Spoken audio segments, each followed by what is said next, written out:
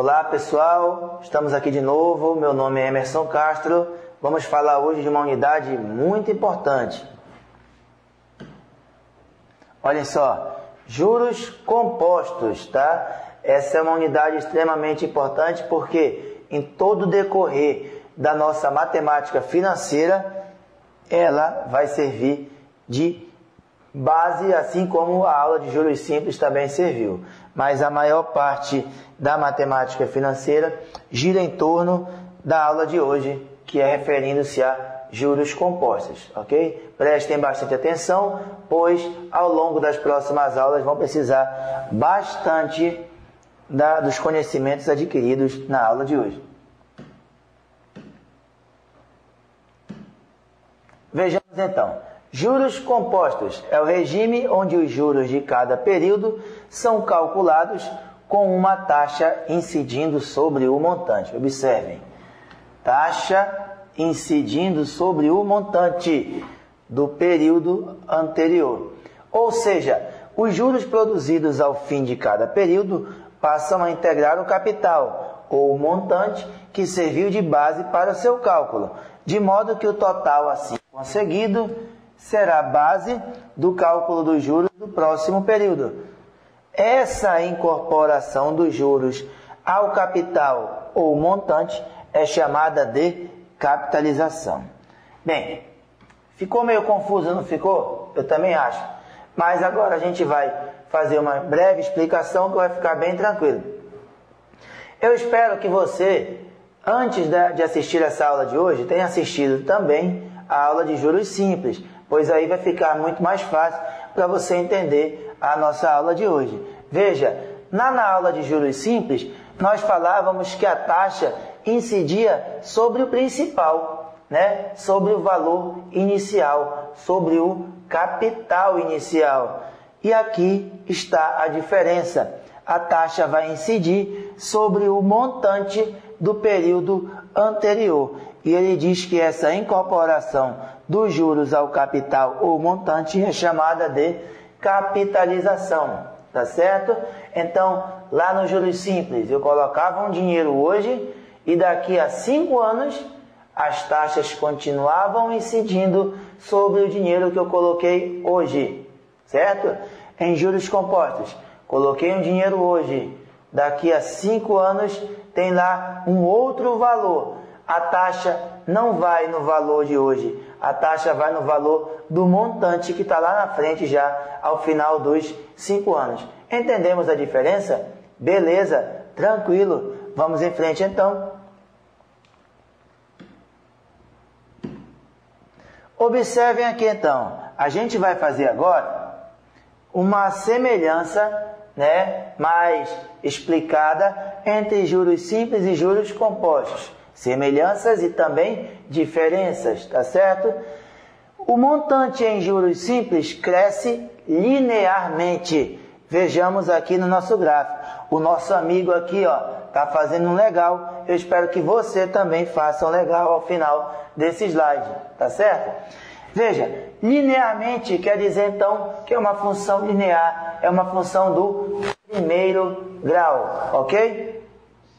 Observem aqui no gráfico, ó, os juros simples, pessoal, ó, juros simples, nós temos aqui uma reta, o crescimento de uma reta, tá? Então tá aqui os juros simples, forma linear. E os juros compostos, que é o objeto da nossa aula de hoje, cresce exponencialmente, tá? Vejam só aqui, ó, é esse outro gráfico aqui, que é o gráfico dos juros compostos, tá? O montante em juros simples é maior que o montante em juros compostos, quando o tempo é menor que 1. Veja, pessoal, olhem para o gráfico. Aqui do ponto 0 até o ponto 1, veja que aqui no eixo do X, no eixo das abscissas, está o tempo. Então, até chegar no primeiro período, ou seja, quando o tempo for menor que 1, qual dos gráficos está maior? Quem é que está maior? É o gráfico dos juros simples, né? Essa reta aqui de forma linear. Então, de 0 até o tempo menor que 1, os juros simples é maior, tá? O montante em juros simples será igual quando o tempo for igual a 1. É muito nítido aqui nesse gráfico. Olhem para cá. Observem. Bem aqui, nesse local, é o ponto de encontro dos dois gráficos, dos juros simples e dos juros compostos. Isso quer dizer o quê? Lá do estudo das funções. Quer dizer que quando os dois gráficos se encontram, as duas funções são iguais. Então, no ponto 1, ou seja, exatamente no primeiro período, os juros simples é igual aos juros compostos. Ok? Tudo bem? Já quando o tempo, o montante em juros simples vai ser menor quando o tempo for maior que 1.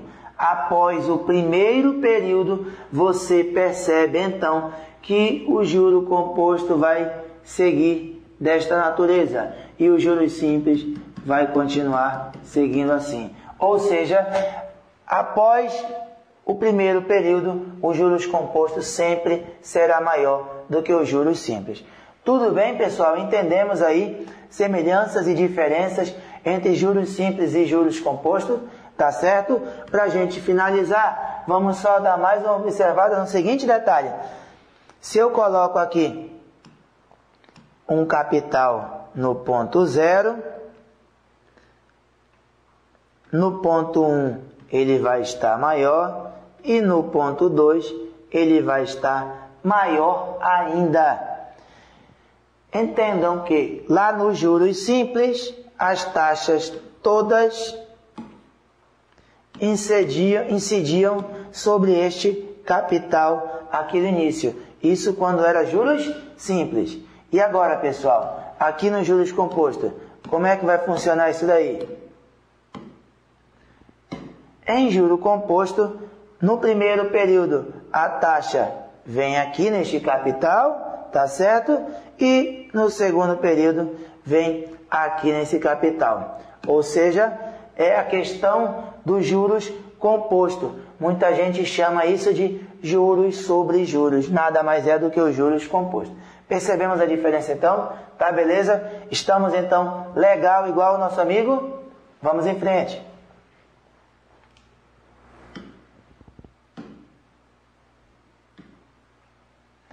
Vamos a um exemplo. Prova do CESP 2011, para você perceber que isso que a gente acabou de falar é importante, porque muitas das vezes você só percebe a importância quando verifica uma questão em um concurso, certo? Para um mesmo capital aplicado a uma mesma taxa, o montante em regime de juros, olha só, juros composto é sempre superior ao montante em regime de juros simples. Pessoal, observem. Ele está dizendo aqui a palavrinha sempre. A título de sugestão, de dica para concurso público, essa questão do sempre, você tem sempre que desconfiar. Sempre que desconfiar. Então, viu a palavrinha sempre, você vai desconfiar. E onde é que você vai matar a charada? É lógico que este gráfico, que nós já vimos na tela anterior, não estava nessa prova, não é verdade? Eu coloquei ele aqui para que fique mais fácil da gente perceber se isso é verdade. E a gente observa aqui, reforçando a tela anterior, do 0 até o 1, quando o tempo é menor que 1, os juros simples é maior. Nesse momento, os juros simples é maior do que os juros compostos. Vimos isso na tela anterior. Exatamente no ponto 1, eles são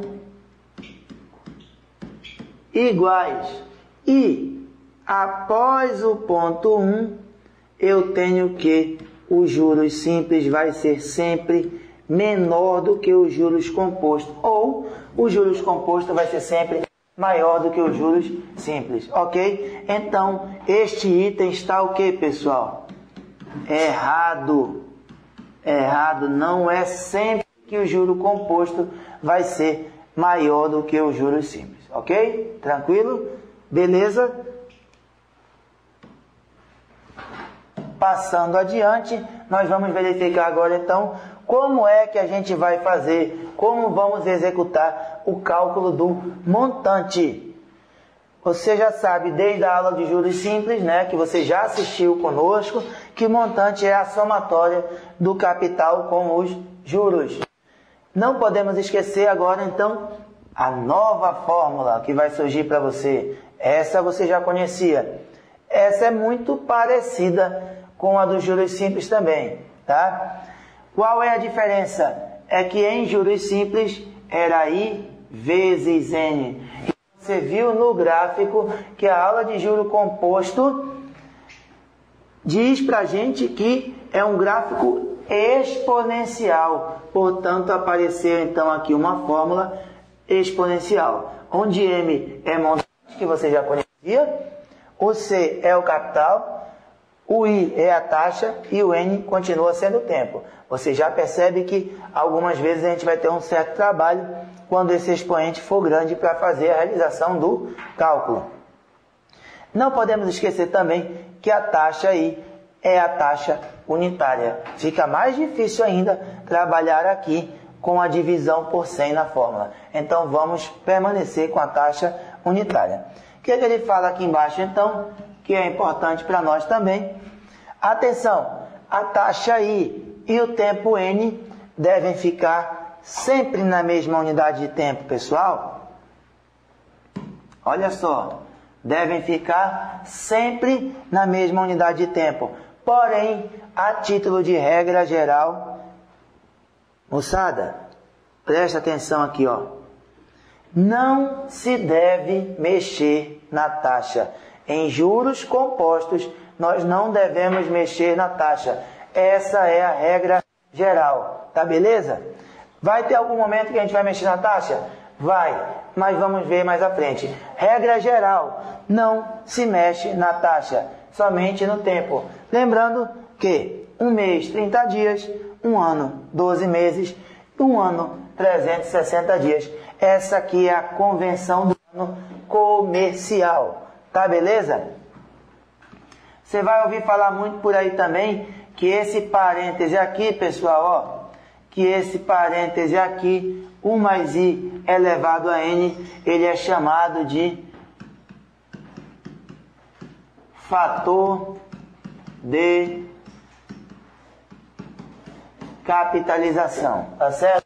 Fator de capitalização, 1 mais I elevado a N. Esse fator era um valor tabelado. Em prova, às vezes, ele vem para você já em forma de uma tabela, ou na própria questão, ou simplesmente ele coloca um expoente de valor baixo, 2, 3, por exemplo, e aí você tem a obrigação de saber realizar este cálculo, tá certo?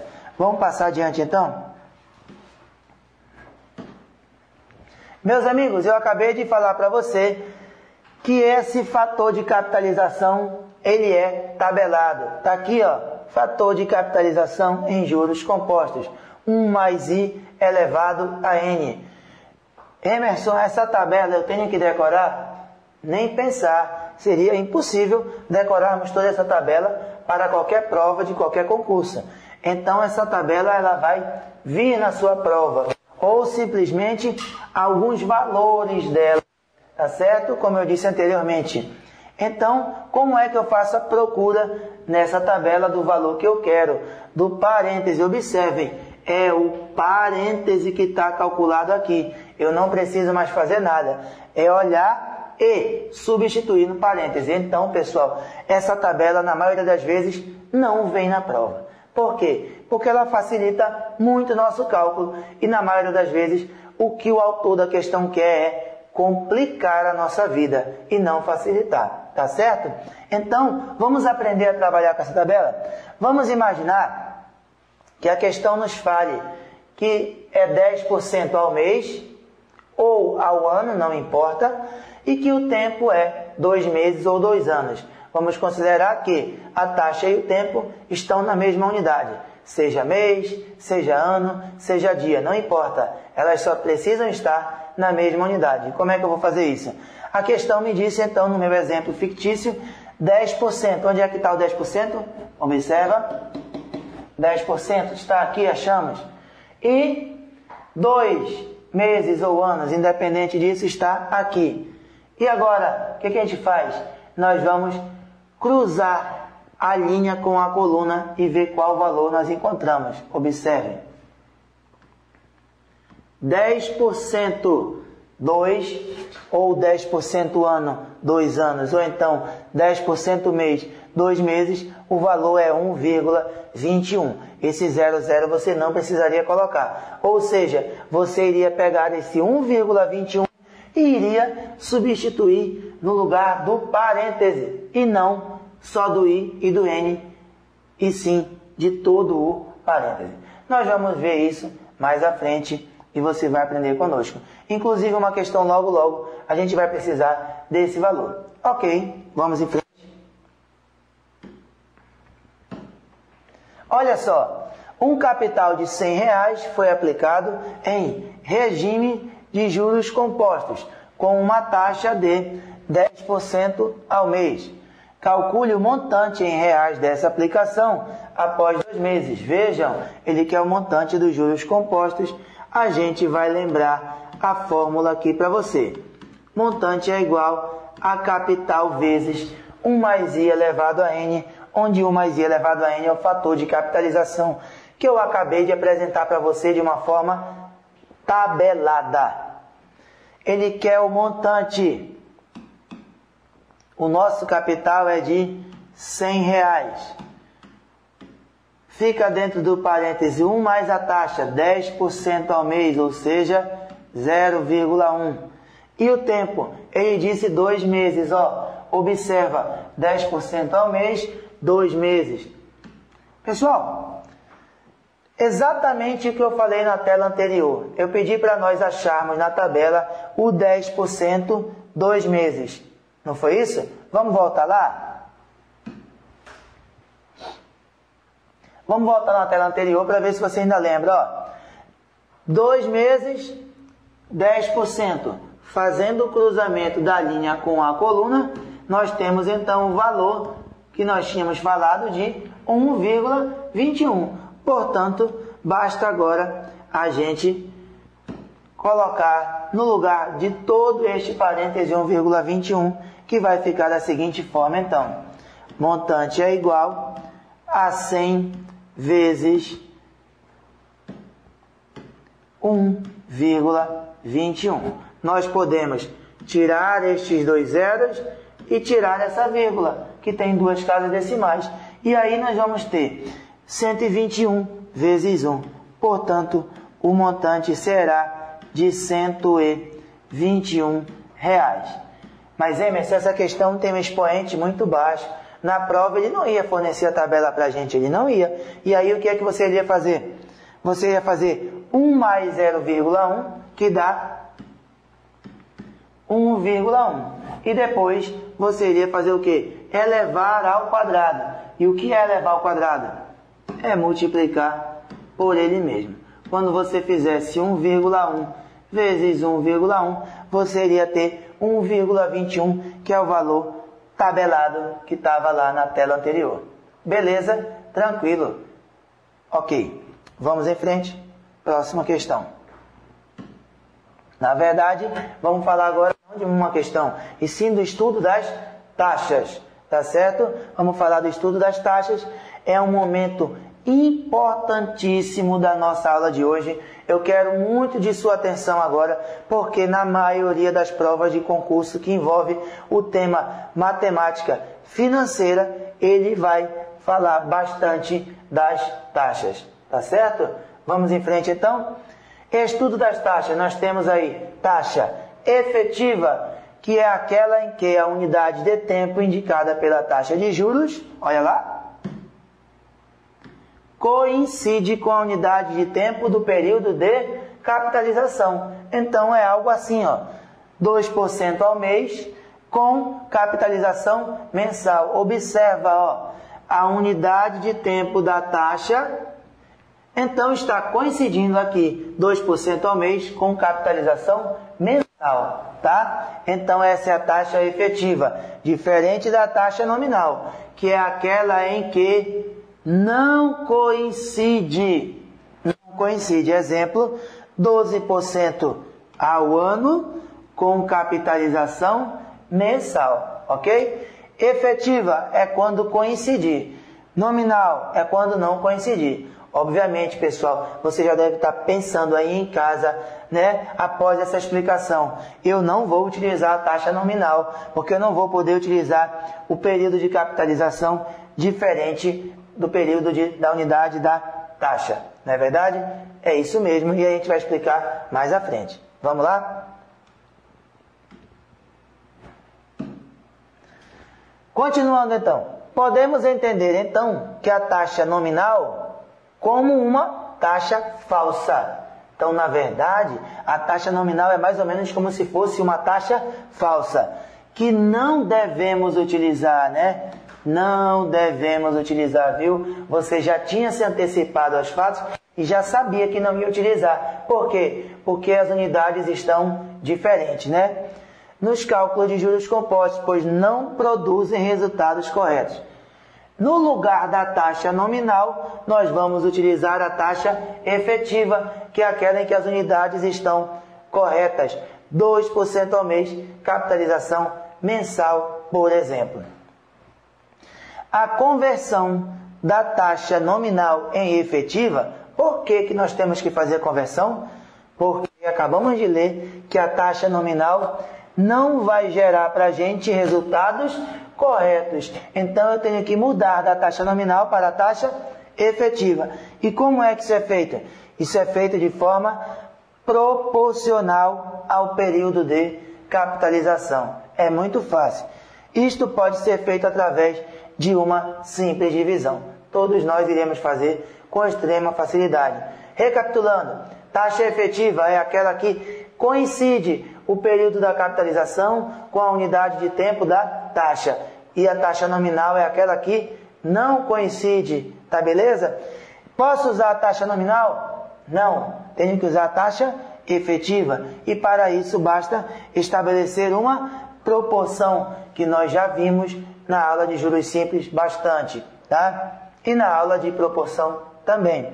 Basta fazer muitas das vezes uma simples divisão. Vamos em frente então, explorar mais um pouco esse conteúdo de taxas. Já que nós vamos ter que estabelecer taxas proporcionais, vamos relembrar então o que são essas taxas proporcionais. Duas taxas são proporcionais quando seus valores formam uma proporção, logicamente, com os tempos a elas referidos, reduzindo a mesma unidade.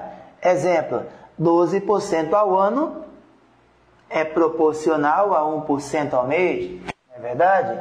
Se deu 12% ao ano, proporcionalmente é 1% ao mês. Vimos bastante isso nas aulas de juros simples. 18% ao semestre será proporcional a 36% ao ano, é claro, porque um ano tem 2 semestres. Se um ano tem 2 semestres, 18 vezes 2, 36. E por último aqui o nosso exemplo, 30% ao trimestre, que é proporcional a 60% ao semestre. Por que isso? Um semestre tem 2 trimestres. Um semestre tem 2 trimestres. Então, 30 vezes 2 igual a 60. Bem fácil, bem tranquilo, já estamos habituados a isso. Vamos para a próxima tela. Bem, conversão da taxa nominal em taxa efetiva. A taxa de 72% ao ano, olha só pessoal, ao ano, com capitalização mensal, corresponde a uma taxa mensal de...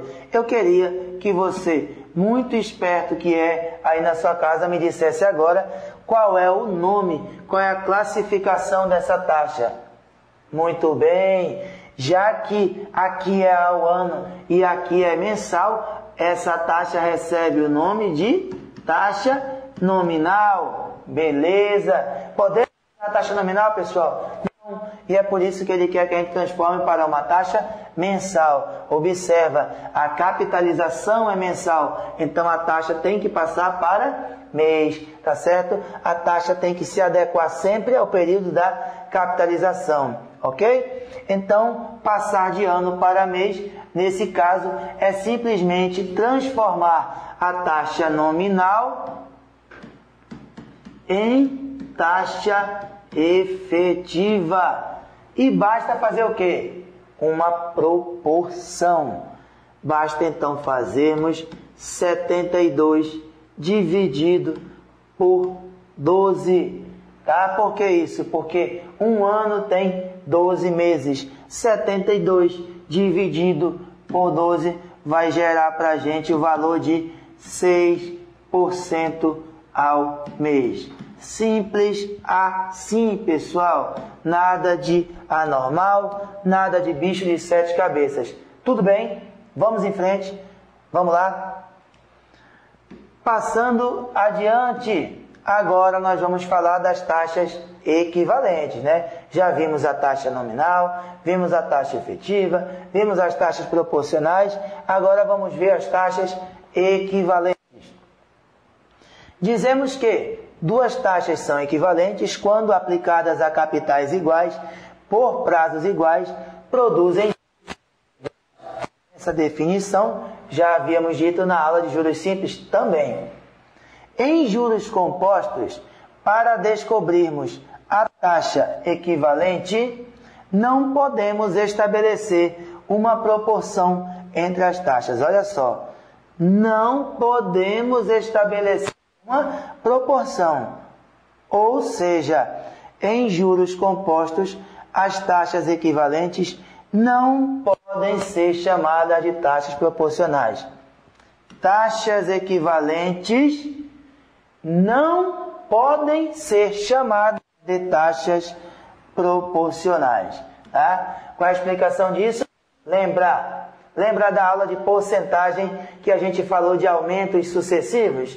É a mesma ideia do juro composto. Eu coloco um capital no dia de hoje. Daqui a um mês ele é outro capital. E a taxa, pessoal, vai em quê? No de hoje ou de um mês depois? Vai sempre no valor futuro, um mês após. Tá certo? Beleza? Então é a mesma ideia lá de porcentagem de aumentos sucessivos. Portanto, pessoal, não basta apenas proporcionalizar. Tudo bem? E como é que eu vou achar a taxa equivalente? Pode ser pela fórmula que eu vou te apresentar agora, ou então pode ser através de um esquema que eu vou te apresentar também logo em seguida. Qual seria a fórmula, professor, que a gente vai trabalhar? Seria essa aqui, galera, olha. Taxa equivalente, tá? Que ele vai perguntar na prova, ou taxa efetiva, é igual a 1 mais a outra taxa que ele vai te fornecer. Lembrando que se ele te fornecer a taxa nominal, você vai ter que proporcionalizar para jogar aqui, elevado a n menos 1. Esse n, na verdade, a gente vai explicar nas próprias questões, nos próximos exemplos aí. Mas esse n, para te adiantar, na verdade, vai fazer a relação do tempo da questão da taxa equivalente com a outra taxa fornecida. Tá ok? Vamos verificar isso mais à frente agora.